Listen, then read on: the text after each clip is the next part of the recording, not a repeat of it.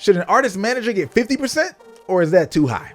Because that argument has been put out into the universe. There's a lot of learning that could come from this conversation. Artists don't get turned off immediately. I promise you, if you watch this pod all the way through, just listen to it, whatever, go cook, clean, do whatever you need to. There's a lot that this conversation will do if you are open, that opens your mind to how the business actually works and will actually help you see more value in your business if you're able to look at how a 50-50 agreement could make sense. I'm not saying you should do that. Managers, if you listen to this conversation, this should help you have valuable points to argue for yourself as well. It's an important one for both people to understand on both sides in general. Check it out and let us know what you think in the comment section below. Manager, Lex Burrow. He currently manages Will Smith's music business. Will Smith is a whole damn entity out here. So, he's no one's just managing all of Will Smith, but he manages Will Smith's music business and says that managers should be able to have 50-50 of an artist's career or take 50%, right? Versus 20% or 5% in some scenarios. And I need y'all to listen up to exactly what he says, and we're going to break down, does it make sense, where he might be slipping. The truth is you deserve 50% of that business. See, if I come into a new artist, I have already my relationships. I already have the understanding of the business. I already have the knowledge. I'm not learning that with you side by side. If I'm an investor in a restaurant and you're the chef, you might know how to cook, but you don't know how to run a restaurant. I could put the money up for the location. I know how we're going to make it big. You just cook. Great. We're 50-50 partners. You cook. I run the restaurant. That's going to make us all the money. The partnership of manager and artist should be a real partnership because I'm putting the same sacrifice. I'm giving my same hours as you are. I'm late at the studio. I'm sacrificing my family the same way. I'm putting my own money into paying my flights. You don't have money to pay me yet. Pushing you in every single way. I'm taking the fights. You're babysitting because a real manager solves the other person's personal problems on top of that. If the artist then blows up and becomes a weekend, then you can start lowering the percentage of a manager as that goes because now I don't have to chase. All right. I'll play it out in a second. But two things. He said 50%, and you already hear that he says, when you get bigger, I can take a smaller percent, right? So he understands that it doesn't necessarily make sense at all times forever. He's saying this. A lot of artists still 100% just completely disagree. I want to make that clear. Now listen to why he says he wouldn't need to take as much of a 50% possibly in this particular statement. Chase so many opportunities, they're coming to us. Touring is all set. You know how to work in the studio. Your relationships are set. So now I become an investor, an operator. So I'm going to lower that level of percentage to match my duties and my jobs that I'm doing now. The first couple of years, the first contract should be 50-50. We should be us working together with one goal to build partnership, to build a business, an entity together. All right. And I feel like most people don't acknowledge in the comments that he said the first couple of years. You put a sliding scale based on what's happening. So again, sliding scale all the way. And there was one guy I saw make a comment, something like, nobody's going to lower their percentage. Bruh, if that's the agreement, like that's what you do up front. So this when we get into let's have real business conversations. And a lot of it comes with clarity. Another clip we're going to play. We're going to play multiple clips. In terms of just how you should think about your music management, music managers, we're gonna give y'all some argument points that y'all can use for yourselves, for artists, how you can think about things and peep gaming arguments you can use for yourselves. But clarity is, I can do this up front. Hey, this is the agreement. Let's imagine a scenario. I say, hey, Corey, I'm gonna manage you, all right? And I'm gonna take 50-50 of what you have for the first couple of years. And when you get big, we can renegotiate. So we can look at this multiple ways. You could say, hey, I got 50%. And then Corey could be like, hey, now I'm big now, Sean. It's been 3 years. And I'm like, what do you mean by you're a big act? I think actually that, maybe in like a year or so, you'd be officially big and it would be time. That's something that's going to create some conflict, right? There's no clarity there. But there's another way you can do that. All right, well, for the first 2 years, if you just say for the first 2 years, some arbitrary number like that doesn't quite make sense either, because we still might not have had an uptick, right? Or maybe you go so crazy viral in that first year and we just have all this infrastructure. Maybe you already are at the point where it makes sense for me to lower. So when we talk about creating clarity in that situation, if that was the type of agreement you would want, it might be something like this. Yo, Corey, all right, I'm going to take 50-50. And it'll go up to a specific point. So maybe we will be 50-50 up into the point that you bring in $500,000, right? And then after that $500,000, right, the remaining, I'm only taking 20% or I'm only taking 5%. That's just one thing. And I'm just saying, making that up on the fly. There's other ways to position this and think about this. And I think, so like, don't even get caught up on that as one solution, but that's what it looks like to have clarity. And I feel like beyond whether you agree with 50%, the 50-50 in general or not, we're going to talk about that still. Like, I think the clarity on what your agreement looks like, and knowing that, like, just because we agreed on this up front, if we expect things to change, we should think about what things will look like when they change. And you're having those conversations on both sides. Yeah, no, 100%. I think that's the biggest point of it, right? Like, you have to be working with a manager who is willing to acknowledge things will change. You know what I'm saying? Like you said, to the point of the person that says that, hey, like, the manager's not going to want to do that. You still are steering the ship. If you were doing business with a manager who wouldn't even hear you out about that, that should be your first red flag about that manager. Yes. You know what I'm saying? Because, like, the thing that kind of got me about him saying it is, you know, he's not coming in hot-headed. He's not giving out unrealistic scenarios. He's not even going back to his resume, bro. If the manager of Will Smith came to the average indie nose string, he could ask for way more than 50%. Let's be real here, bro. If he wanted to be like, hey, bro, I want 90%, then I'm fucking Will Smith manager. You know who I'm connected to? That'd be a fair argument. So for someone of his status to even make the 50-50 argument, I think says a lot. You know what I'm saying? Exactly. And we're going to get into other structures that y'all should think about or consider. But look at these two scenarios, right? So he said this because the things that I'm bringing into this business, yo, man, like, it really doesn't make sense, right? For me, I need to be better incentivized. And I think that goes beyond just a 50-50, because if you're already making money and you're big, then taking 50-50 of an artist who's bringing in $100,000, $80,000, like, that's not really helping his career if he's already a millionaire, right?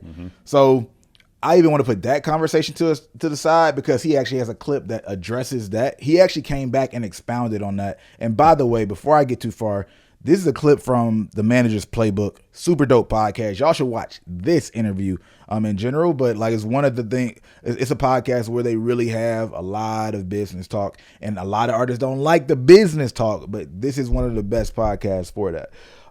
Shout out to Mauricio. So with that being said,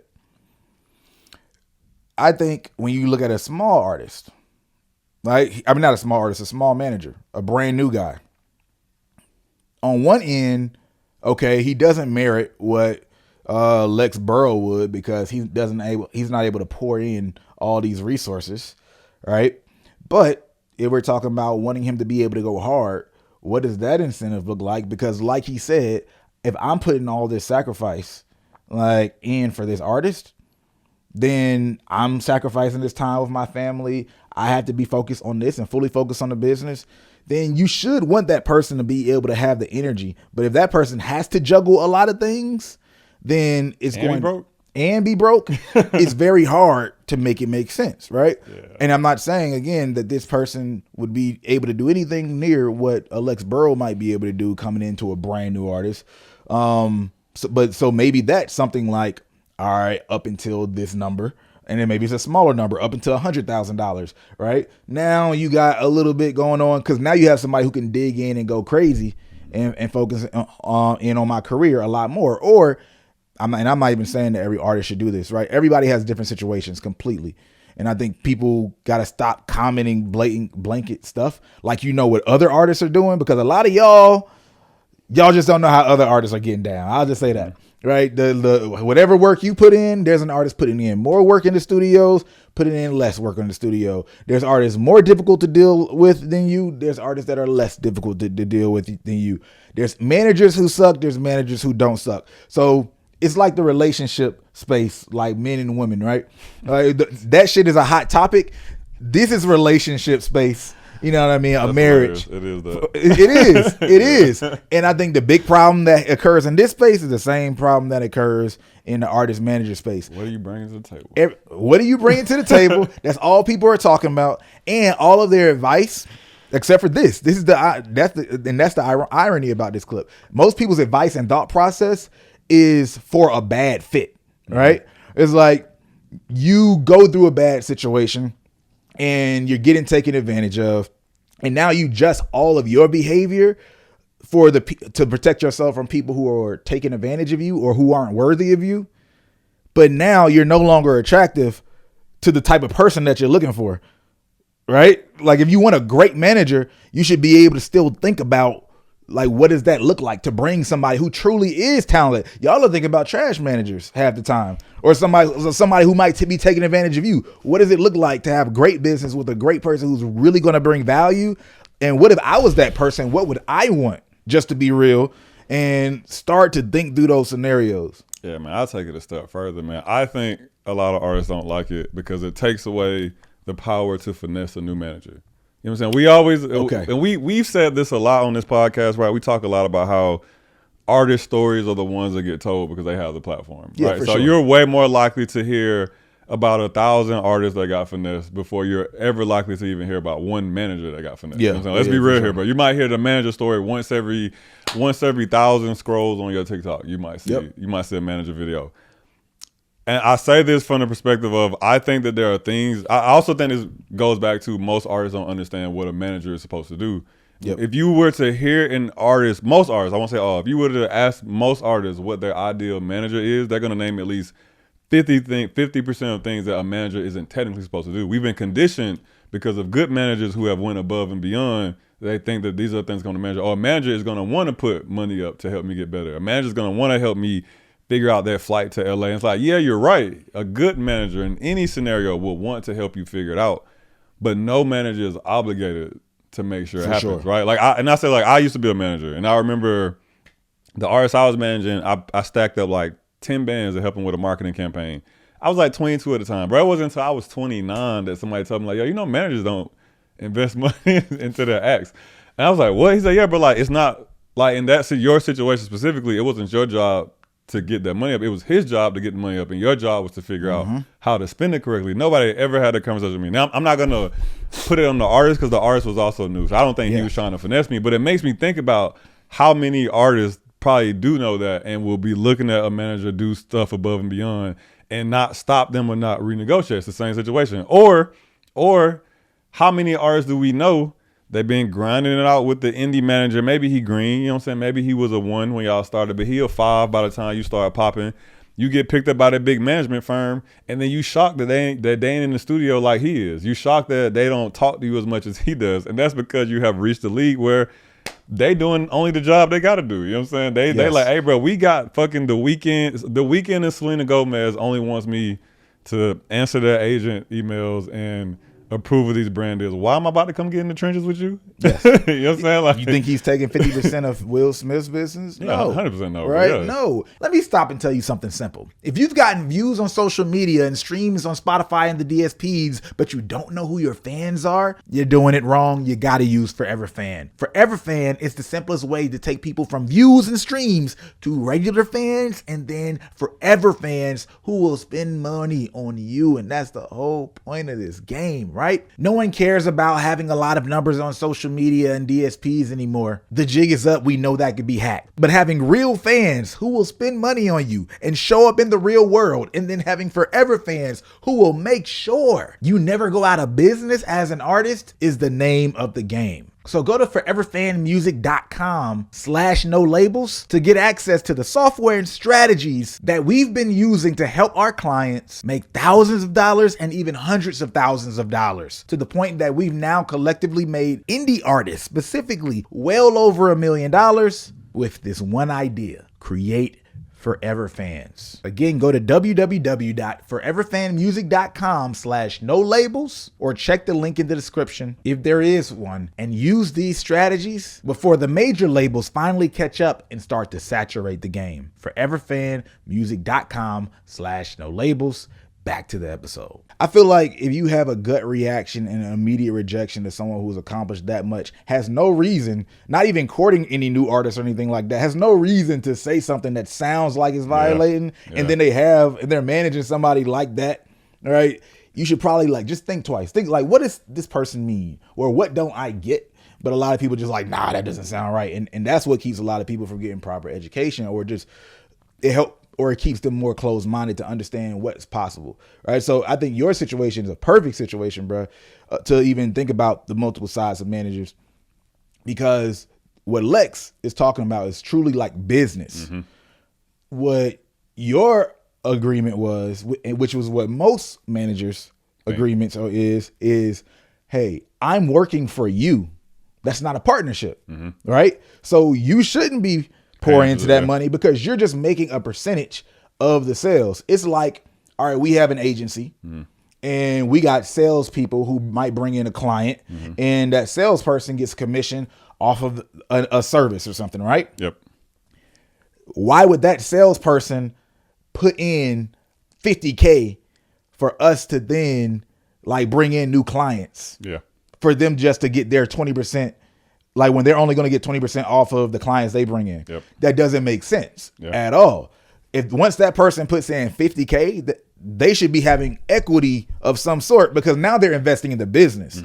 And a lot of people definitely have their managers help out, right? And they don't ever intend on like helping that manager like make up, like, all right, so if you want to do this, that artist should at least had an IOU, right? So it's like, all right, I'm not going to give you any of my business, Jacory, but I'm going to give you that 10K back. Like, I'm not just going to just pay you your 20%.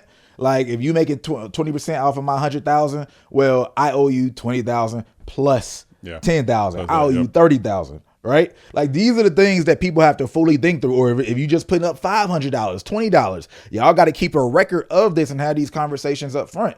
Or like, yo, am I giving you this money with a little bit of interest? It might be, a low interest loan, because I'm trying to help you out, etc. But this is money that I could have in other spaces and places making money. Like, that's what the real conversation looks like. And artists don't want to have that conversation.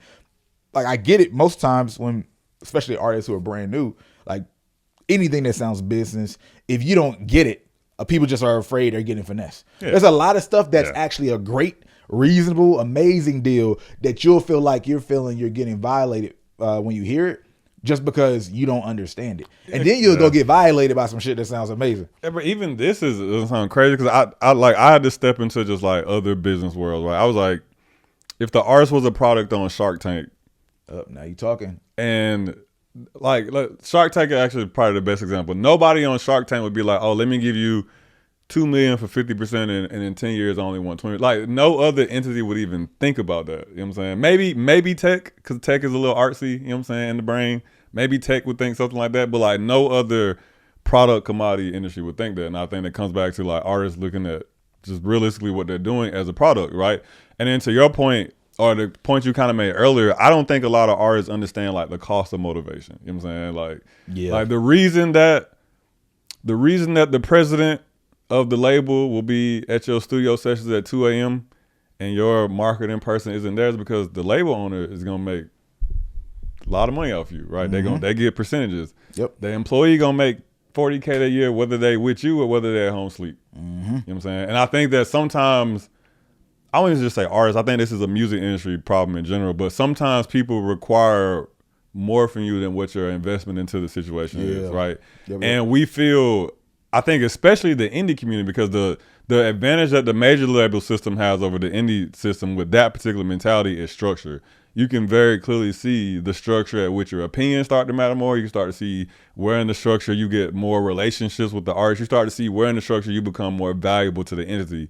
The indie community, because there's no real pipeline, there's no real road, you don't always know when you've hit certain points or certain metrics where you could fight for this. And then to your point, you might not even be educated enough to know that you can fight for this. Going back to my situation, I didn't even know the manager thing until 7 years after I was a manager. You know what I'm saying? Like, I was deep in my music career before I even learned. And I only learned that advice probably because of the platform. I think like they only felt confident to tell me that because it's like, oh, you Corey, bro, I'll talk to you about some shit. Yeah. You didn't know that? No, I didn't know that. But but I think that motivation costs. You know what I'm saying? Like it goes back, right? Like, who is more motivated at a McDonald's? The guy making 10 an hour, or the manager that's getting that sales commission, that regional commission, you know what I'm saying, for clearing $1 million in sales this quarter, right? And I think that it goes back to that. Like, I think that it's not wrong for artists to decide, you know what I'm saying, like to I feel like I have to pick between the 50-50 or the salary thing, but I think that it's a real conversation. If you don't want to give up equity like true business partnership equity, then you have to think to yourself, okay, do I want to pay this person more?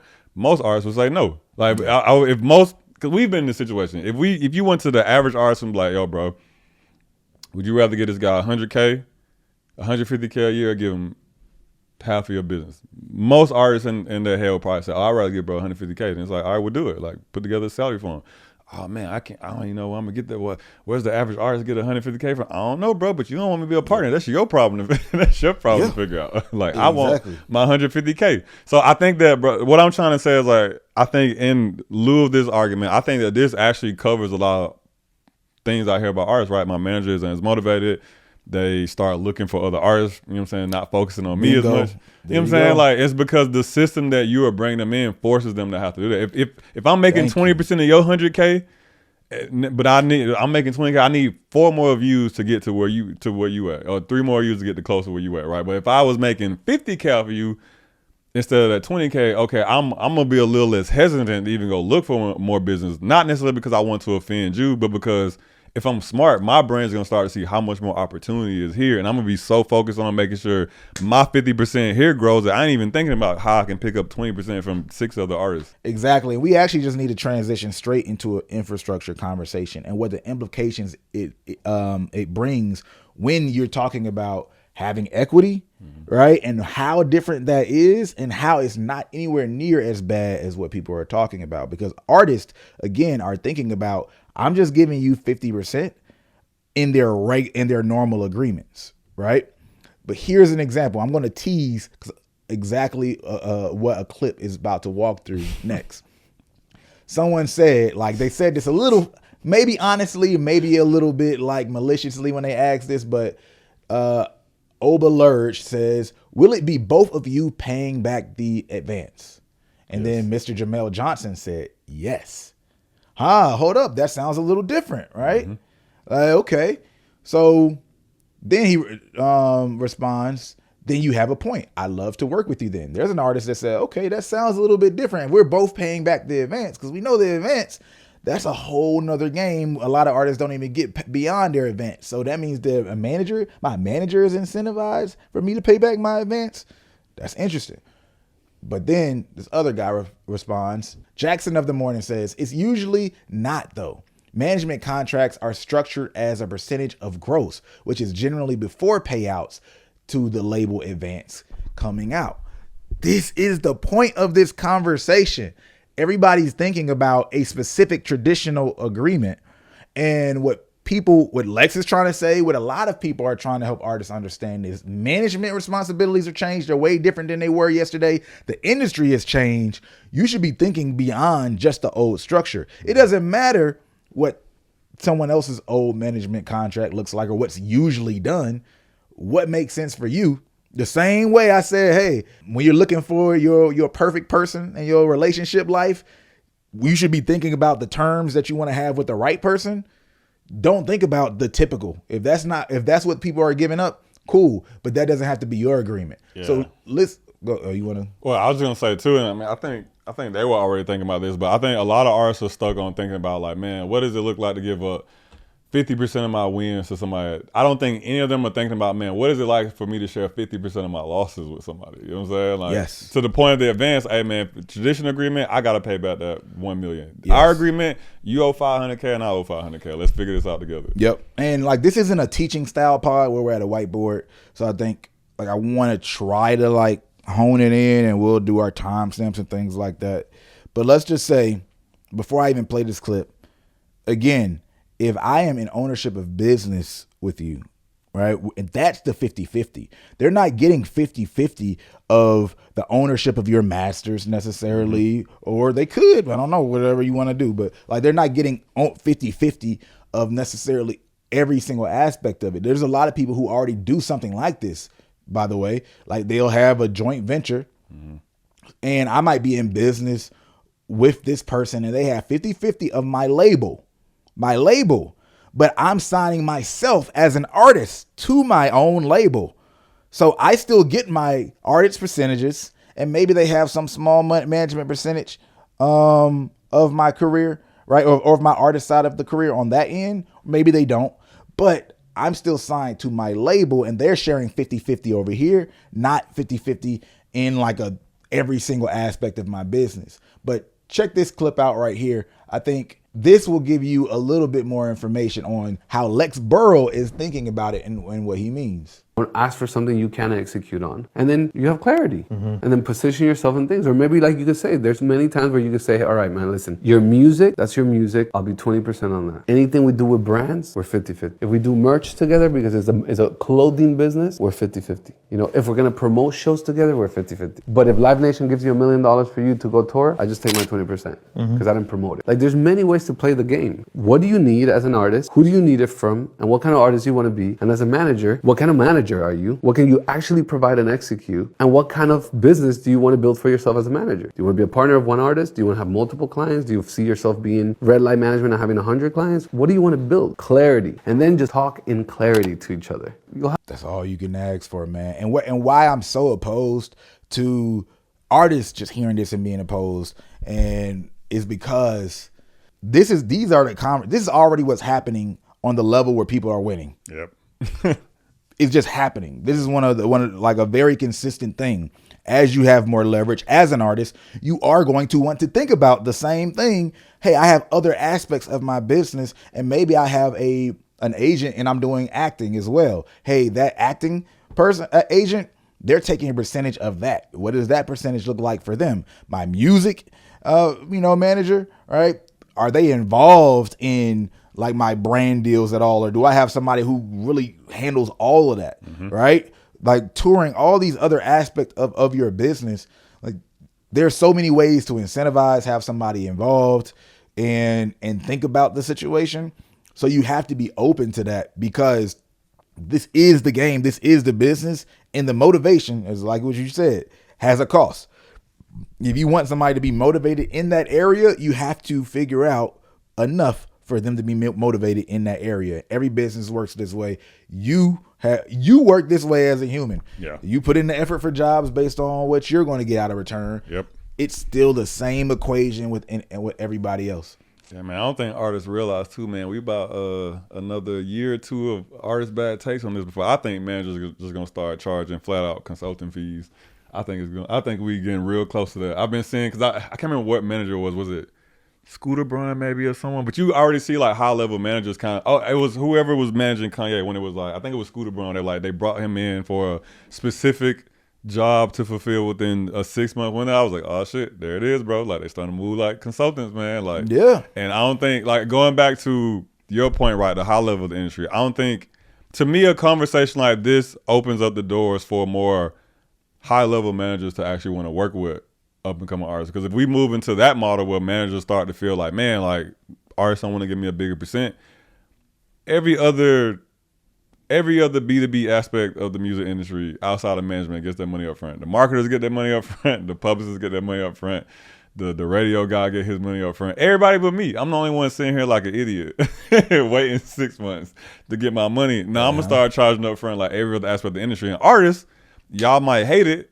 but the rest of the industry would adapt because, like I said, managers are still one of the few positions in the music industry that take commission. Almost every other aspect of music has been to the point where like artists are paying upfront fees for it.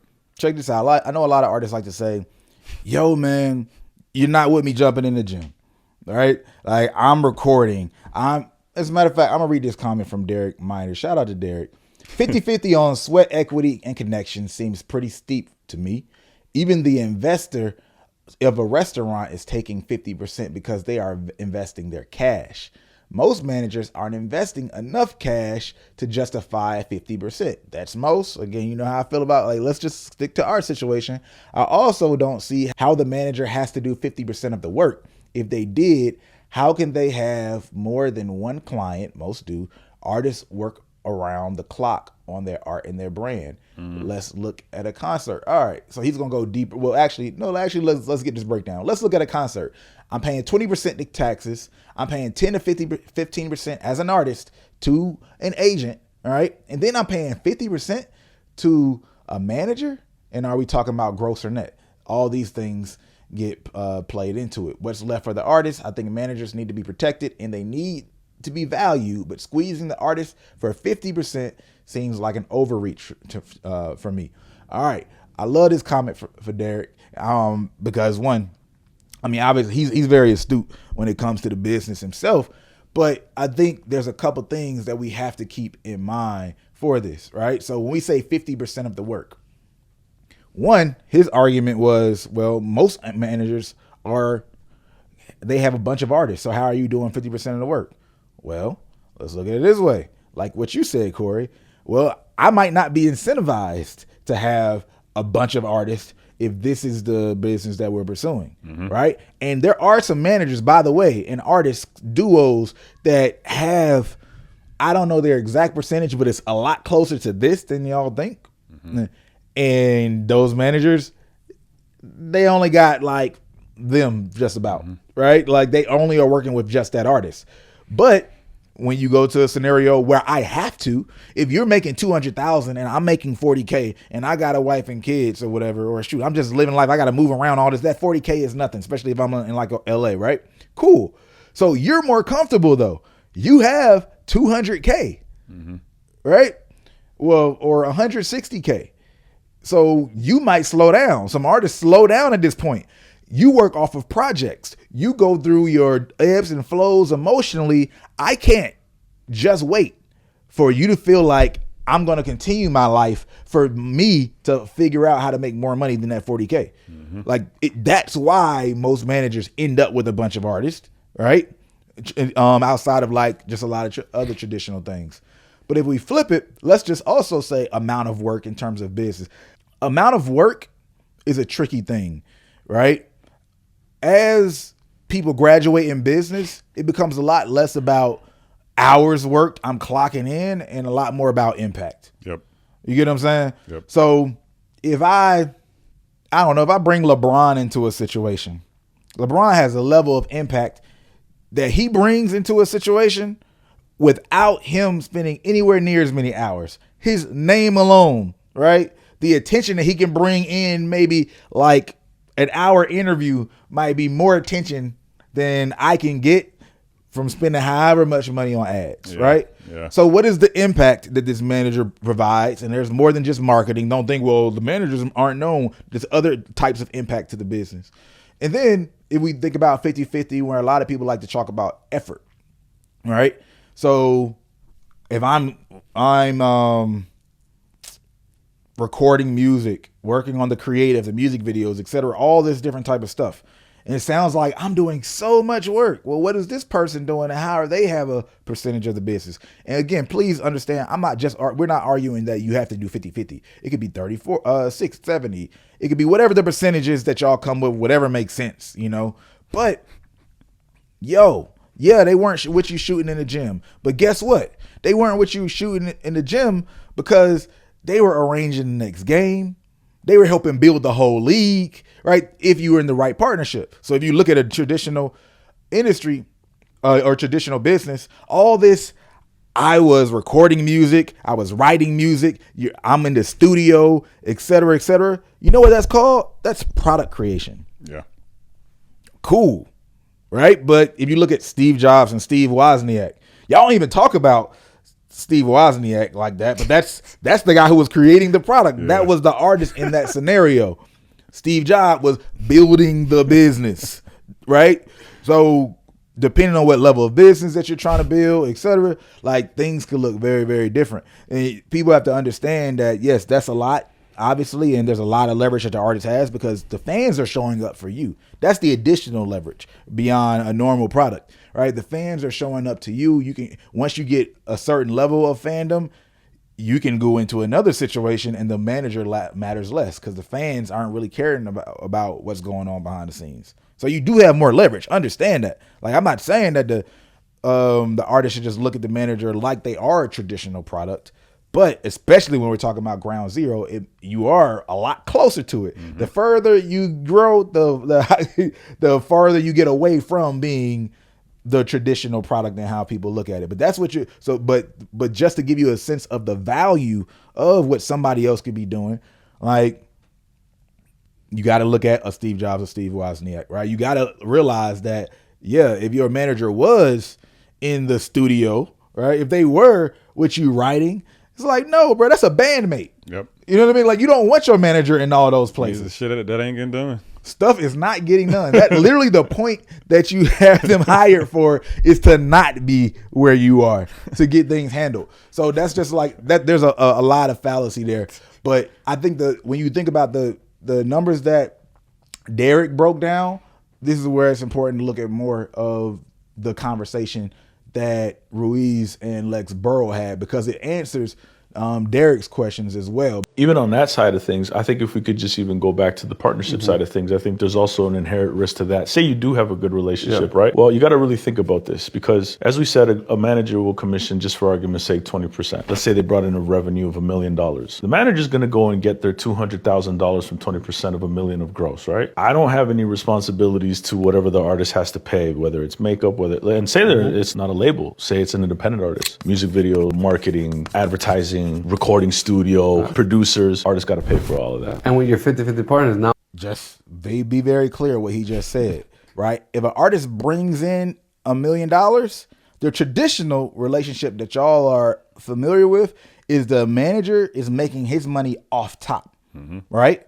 So before you even pay any expenses, he is one of your expenses, actually. That's how you should think about the manager. Yep. On a traditional relationship, your manager is an expense. And in that way, it makes a lot of sense why a lot of artists will react like that, right?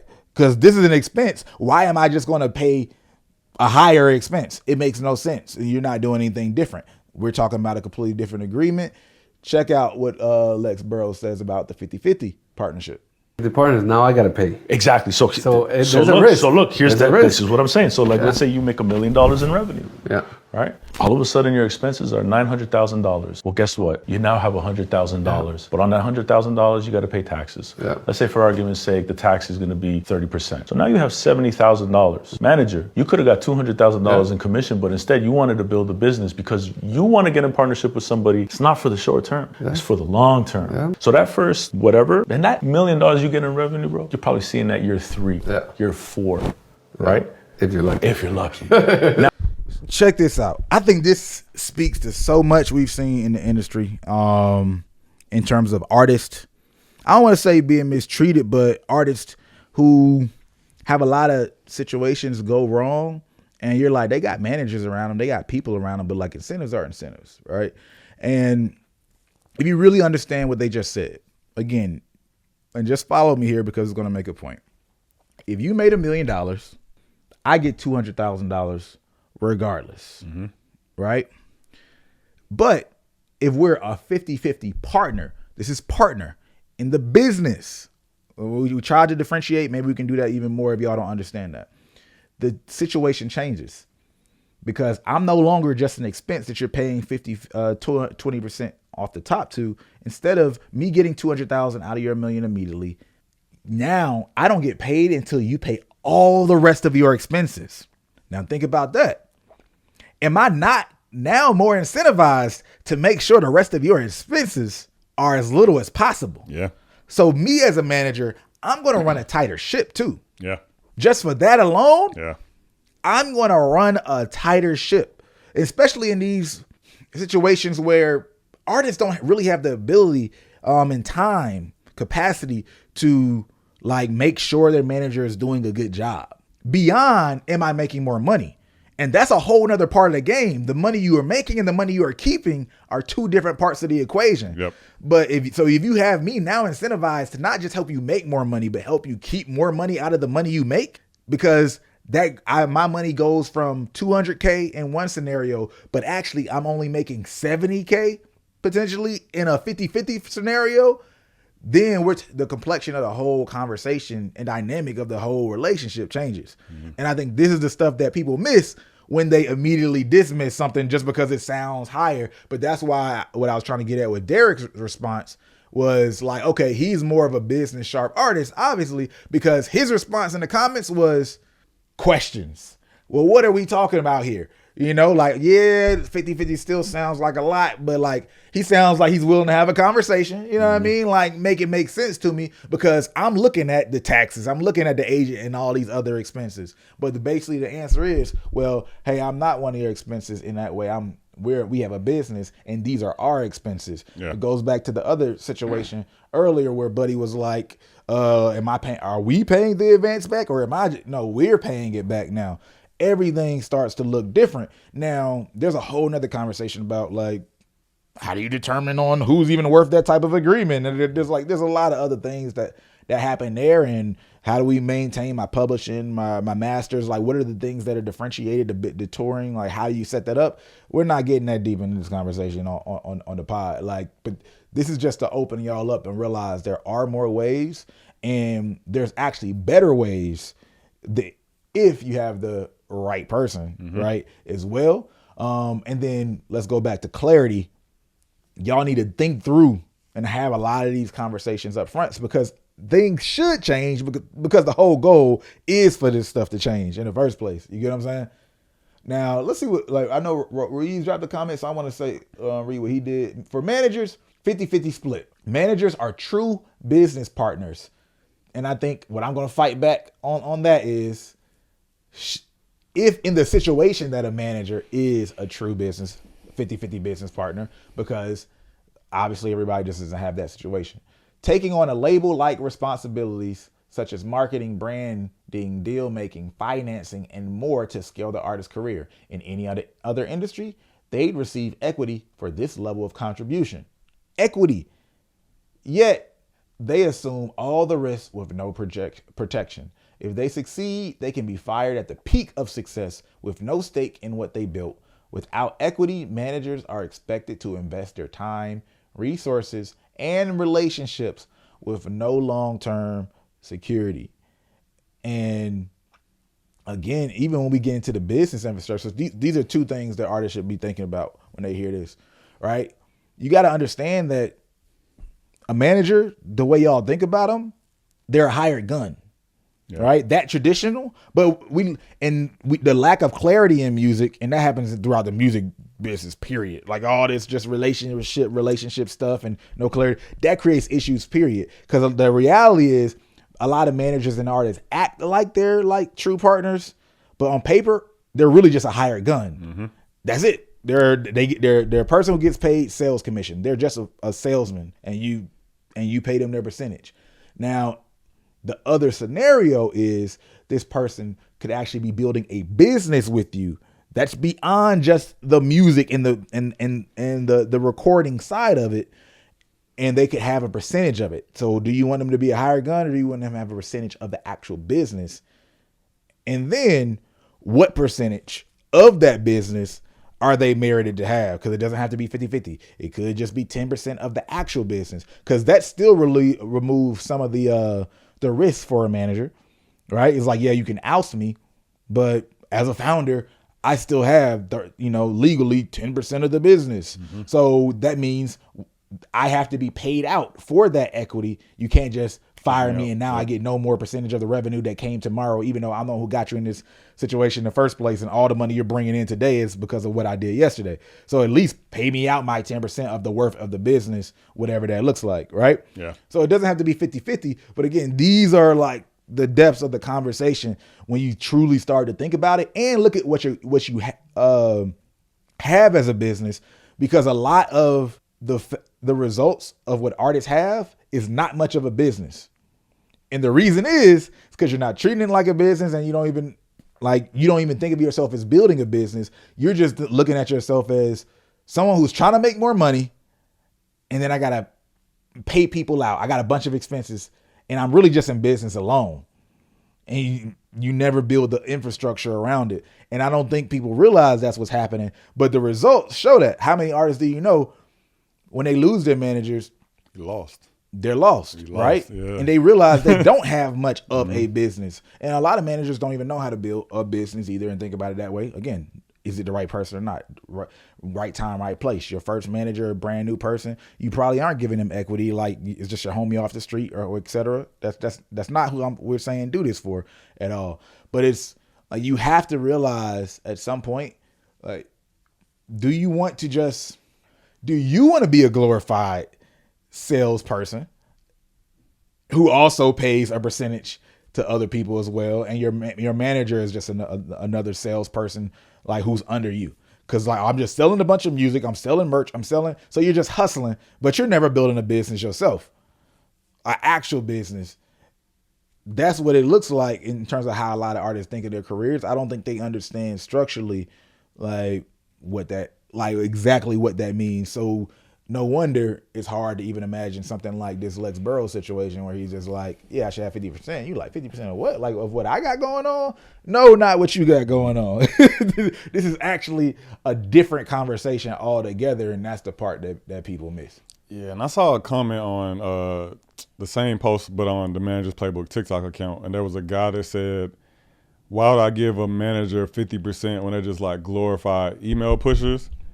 And I looked at that message and I was like, well, this says two things to me, right? One, this says a couple things to me actually. It's like, one, it said to me like, either you don't know what a good manager does, or you've only been in situations with bad managers. Two, it said to me, I'll say this, I'll skip the other stuff. The biggest thing that I got out that guy leaving that comment was how minuscule these tasks become to artists when they have to fathom other paying people to do it. It's a big deal. It was such a big deal that you felt like you had to go out and find a manager, but as soon as that manager wants compensation for it, now you only send emails. It's like, well, you go send emails. And I've said this for a long time, bro. I've said this for a very long time. What 80% of artists think about when they think about a management situation, they could do that with an executive assistant. They could go pay an assistant to do it. If you really are in a stage where all your manager can do for you is send emails, you would be better off paying an assistant, bro. Find you an assistant on Fiverr or Upwork, a little 20, 25-hour situation, and you pay them $400 a week to just mass send emails for you. That's a situation that would make sense for most of you. You know what I'm saying? But that comment, that I always think about it with artists, bro. Like, cause we're talking about the topic of management. I've seen it in other areas of business and just other service people situations, but the problems are always such a big deal until you got to pay somebody for it. Now it's all like, man, they ain't even that serious, man. I can send emails myself. And then like Sean said, you in that week where you do got to send emails yourself, you like, damn, I missed my studio session, or I was tired of the studio, or like, I'm just stressed because I had to send emails all day and I don't want to be the person sending 50 emails. This is what Steve was doing? Damn, bro, I miss Steve, man. I need Steve back. Yes. I want to read this comment. Man. Artist said, this is greedy, obnoxious, and dehumanizing. Like, first of all, please stop getting into the dehumanizing. The personal attacks, man, crazy. Like, like, we got to stop doing that, because artists dehumanize a lot of people in the way they treat people, and not realize that as well. Especially people who are getting paid a percentage of what you are getting paid. Or let's look at how y'all treat a lot of the graphic designers, the people y'all are doing videos for. So let's not get into the dehumanizing. This is the difference between knowing your value and actually from somebody who has a lot of value, and what that conversation looks like. So if you're not ready for that room, maybe you just aren't ready for that room, and you shouldn't be in that room. Yep. These are not conversations with someone who does not have value, right? That's up to you to judge and understand. It's just like, yeah, man, but girls be gold diggers and that. Like, bro, we're not talking about being with a gold digger. Don't be with a gold digger. But then that comes with a different way of thinking about the whole situation. Okay, cool. This is greedy, obnoxious, and dehumanizing. So we can see this in another context. Please tell him to Google what white Africans are experiencing. Yeah. I know what it usually stands for, but I didn't expect this to go this direction. But we're gonna read it out, because this is what this is the type of stuff that artists will respond with, and other artists will agree with. Let's see if he got any likes with this at first. This is long. Because it's so long. I'm glad. What white Africans experience with land ownership in Africa that their ancestors got robbed from. Yeah, no, I'm not getting to that bag. That person is just going too far off. I don't even think a lot of artists are going. All right, skip. Cut all the dead space in between. But he did say something that I think was stupid. Okay. He said that if you think you deserve, he said, Drake, give me 50% of your merch business because I introduced you to the licensing people. Fair, right? If I introduce you to the licensing, my guy Jake He has a brand licensing company. He filed, and I introduced you to Jake. I don't expect a percentage. Maybe a little kickback. Don't get me wrong. I ain't saying I want nothing, but I don't want a percentage. Yeah, no way. But you don't if deserve no percentage. But if I have to set the means up with Jake, if I got to meet with Jake every Tuesday at 9 a.m. to talk about t-shirt designs and to talk about the next season, if I got to go meet Jake in LA to go walk through the warehouse and feel samples and materials, and then I got to have a meeting with Jake's team about the ad spend and the ad budget, and then I got to bring that back to you and improve the ad spend and the ad budget, then I got to go back to Jake and work through creative, and then we got to go higher. Hell yeah, I want 50%. What you mean? This went way beyond just an introduction, and that goes back to, like, I really do think so many of you guys, artists, bro, y'all don't think about the little bits of work that go into the deal or the situation in the company. You see it as like, oh, all he did was connect me, but it's like, no, bro, you don't know. But Jake, not even Jake, because I guess it's Steve in this situation. Steve might have had to fucking take Jake to a baseball game and go take his wife and kids out for dinner after just to get him to even think about doing business with you. Is that not worth? I'm not saying it's worth the percentage, but I think that's worth more than what the average artist will put into it. Because that's the part that I really do think a lot of artists don't think about. Managers, in my opinion, their biggest title is to do the social work that most artists don't want to do. I'm the one that's gonna have 1,000 conversations. I'm the one answering 100 emails. I'm the one in 20 meetings all day. You don't want to do that shit. I had a meeting with a manager last week. I was like, hey, bro, where your artist at? Oh, he taking a nap. I was like, must be nice. Here you and I are having this meeting at 10:30 at night. I'm sleepy. I know you sleepy. That nigga knocked out. And he woke up. You know what he did? The next morning he woke up with business completed.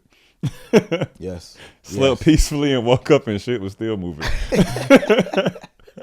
Look, man, I mean, I think that, again, it's an important conversation. And I actually want to read Lex's comments as well that he wrote 3 weeks ago. He said, I love how much conversation this topic generates. While most management deals won't get closed at a 50-50 split, the conversation of the value of a real manager is a good one to have. I've seen many managers sacrifice a lot only to get fired, and unlike a label or publishers, most managers leave without any equity in the business they helped grow.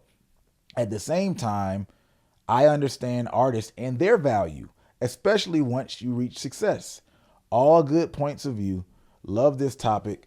Thank you for bringing this up. Now, there's a lot of people, some successful managers, you know, they're saying, hey, man, this is it. Like, you know, look, people understand it.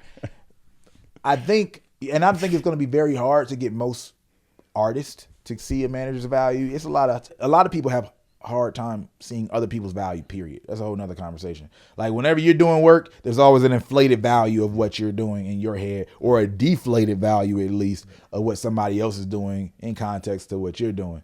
Now, Lex also said in response to somebody, himself, I guess, this formula doesn't work for everybody, and not every manager is great. And I'm not saying it should be this way for everybody, but how do we truly value a manager? Who came up with 20% as the right value for someone's work and time investment? Agents make 10%, and they have 20 to 30 clients, and they are just making calls and helping you negotiate bookings, but they are not babysitting you. They are not investing 24/7 into you.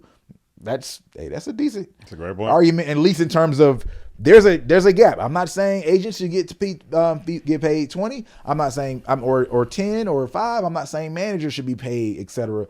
But if you look at the value of that person versus the value of this other person, what you're paying them is too close.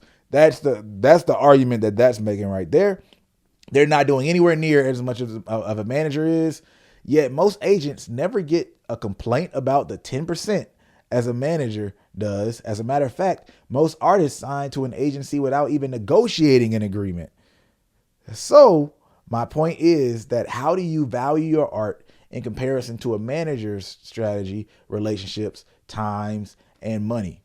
Like, how do you value it? And then when is a artist self-efficient enough to have the manager be less present, and what does that look like for that percentage? This is such a real conversation. It doesn't make sense. I almost don't understand how an artist can be turned off by it, because this forces artists to have a better holistic view of even looking at their own business in the first place. Mm-hmm.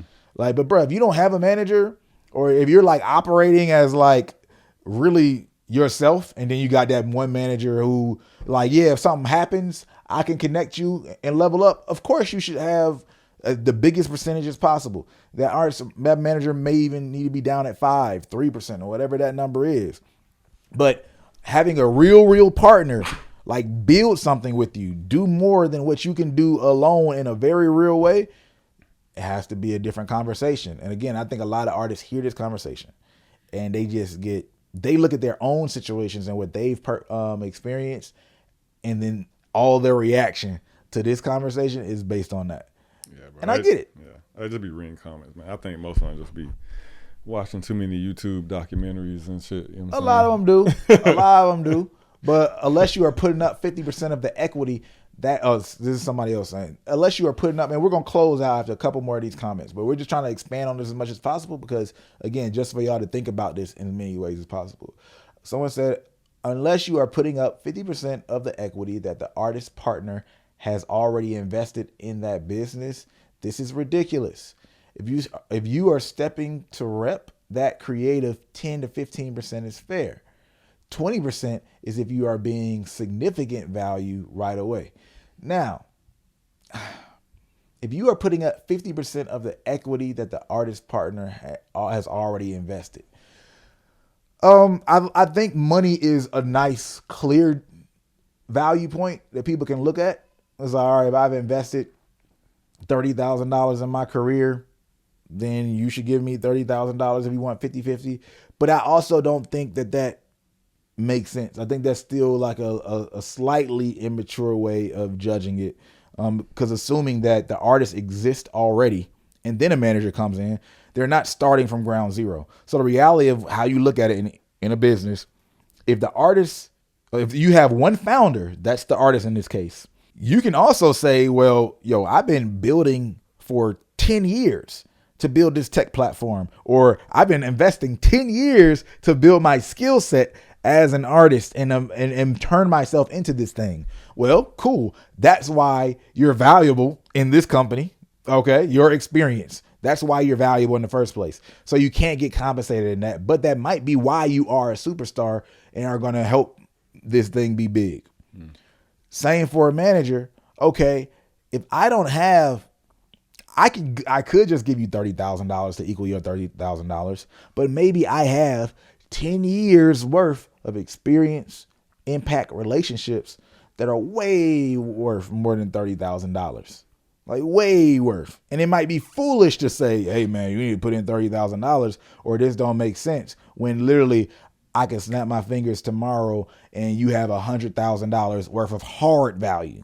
Like hard. Oh, this artist feature would be, you know what I mean, like 100K, 50K, and but now y'all are doing it and it's cleared by the label and the artist is in the video.